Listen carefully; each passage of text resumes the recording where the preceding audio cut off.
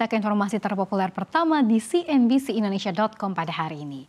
Banjir melanda Bekasi dan sekitarnya, bahkan di sekitar kawasan Stasiun Bekasi, tepatnya pintu selatan atau arah Jalan IR Juanda, terpantau tergenang banjir sedalam paha orang dewasa.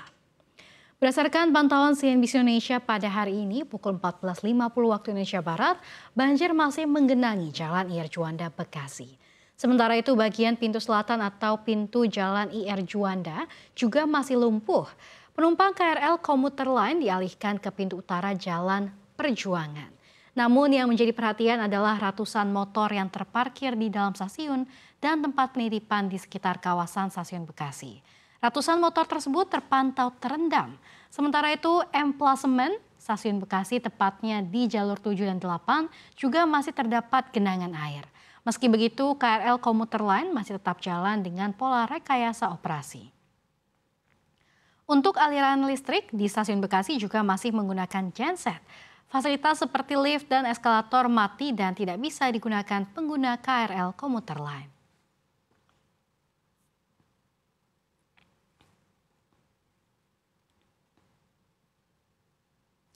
Ya pemirsa, masih seputar banjir yang menggenangi beberapa wilayah di Kota Bekasi, Jawa Barat. Air banjir juga masuk ke dalam Mega Bekasi Hype Mall di pusat Kota Bekasi. Wali Kota Bekasi, Tri Adianto menyebut wilayah Bekasi telah lumpuh oleh banjir. Dalam video yang dilansir dari sosial media pada Selasa 4 Maret 2025 hari ini, terlihat air banjir berwarna coklat mengalir ke dalam mal tersebut.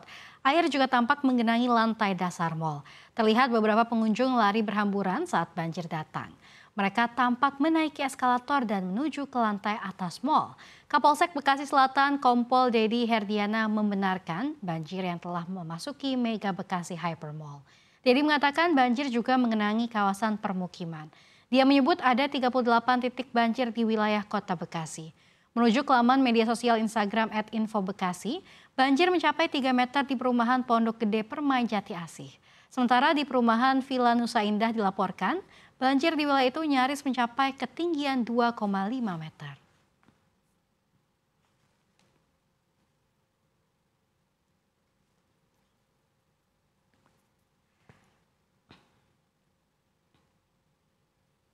Menjelang Hari Raya Idul Fitri, para pengusaha tak hanya disibukkan dengan lonjakan permintaan dan operasional bisnis, namun juga hal lain yang kerap muncul setiap tahun, yakni memberikan alokasi anggaran untuk tunjangan Hari Raya atau THR bagi kelompok organisasi masyarakat. Ketua Umum Persatuan Hotel dan Restoran Indonesia (PHRI) Haryadi Sukamdani secara belak-belakan mengakui bahwa praktik ini memang kerap terjadi di beberapa wilayah. Meski tidak merata bagi sebagian pengusaha, memberikan THR kepada ormas dianggap sebagai langkah antisipasi agar bisnis tetap berjalan lancar. Menurutnya di daerah yang tingkat masalah sosialnya tinggi, pengusaha cenderung lebih siap mengalokasikan dana untuk menghadapi permintaan semacam ini. Namun bagi daerah yang relatif lebih aman dan tidak memiliki tekanan sosial yang besar, permintaan jatah THR dan ormas bisa saja tidak terjadi. Fenomena ini tentu menambah beban pengusaha yang sudah harus menghadapi berbagai tantangan, termasuk biaya operasional yang semakin meningkat. Meski begitu, banyak yang memilih untuk mengikuti tradisi ini demi menghindari potensi gangguan yang bisa menghambat bisnis mereka.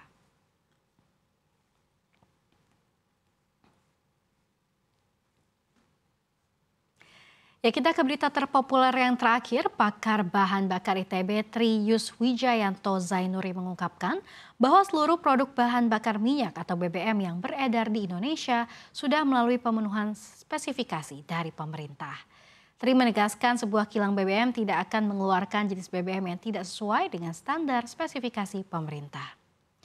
Tri turut buka suara mengenai kasus tata kelola minyak mentah dan produk kilang Pertamina pada masa 2018 sampai 2023 yang ditangani Kejaksaan Agung RI. Di mana sebelumnya dituding bahwa BBM RON 92 atau Pertamax dioplos.